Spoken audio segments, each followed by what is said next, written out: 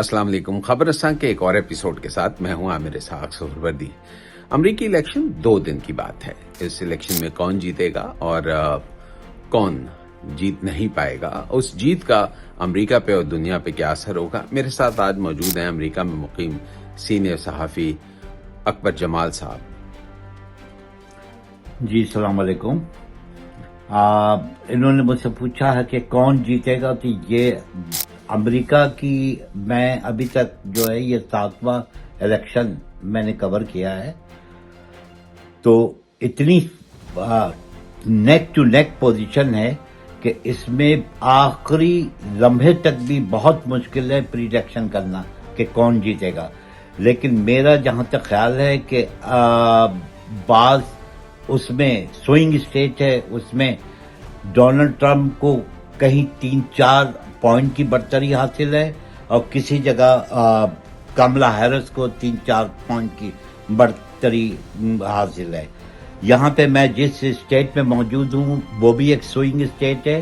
اس میں آج کی جو تازہ ترین صورتحال ہے وہ بالکل نیک ٹو نیک چل رہے ہیں اور دونوں کو 2-2 پوائنٹ کی برتری حاصل ہے.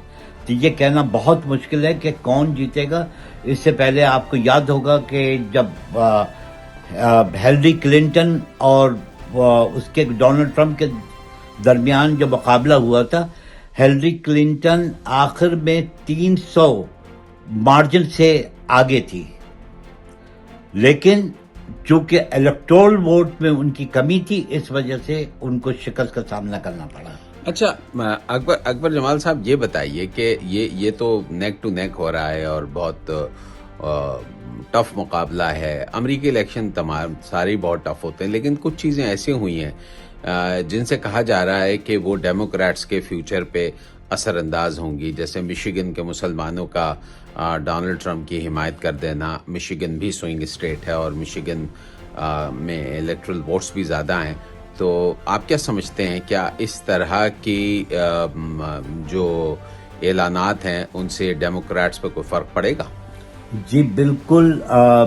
جو غازہ کی صورتحال کی وجہ سے ان کو بڑا دھچکا پہنچا ہے، چونکہ اگرچہ مسلمان یہاں اکثریت میں نمک کے برابر ہیں، لیکن یہ ہے کہ مشیگن جو اسٹیٹ ہے جو ایک انتہائی ٹائٹ ریس ہے وہاں پہ لیکن یہ ضرور ہے کہ مسلمانوں کے ووٹ جو ہے وہ بہت کم پڑیں گے. 500,000 مسلمز ہیں وہاں پہ. جی، مسلمانوں کے ووٹ کم پڑیں گے، اور بعض مسلمان تو اتنی دونوں پارٹیوں کو وہ سمجھتے ہیں کہ دونوں کی پالیسی ایک ہی ہے.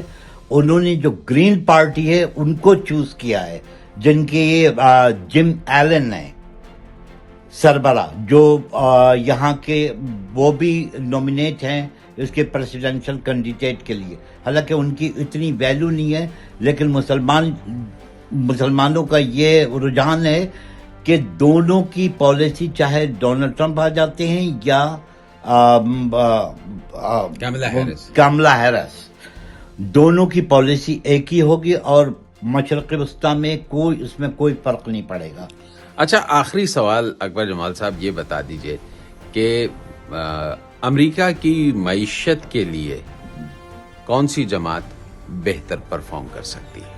اگر معیشت کا معاملہ لیا جائے تو معیشت میں ڈونلڈ ٹرمپ چونکہ وہ ایک خود بزنس مین ہیں تو ان کو زیادہ تجربہ حاصل ہے کہ معیشت کو کس طریقے سے درست سمت میں چلایا جا سکے. بہت بہت شکریہ اکبر جمال صاحب. میں ہوں عامر اسحاق سہروردی، خبر رساں کے ایک اسپیشل ایڈیشن کے ساتھ، اور نارتھ کیرولائنا میں ہم موجود ہیں، اور آپ الیکشن کے نتائج تک ہمارے ساتھ رہیے. بہت بہت شکریہ.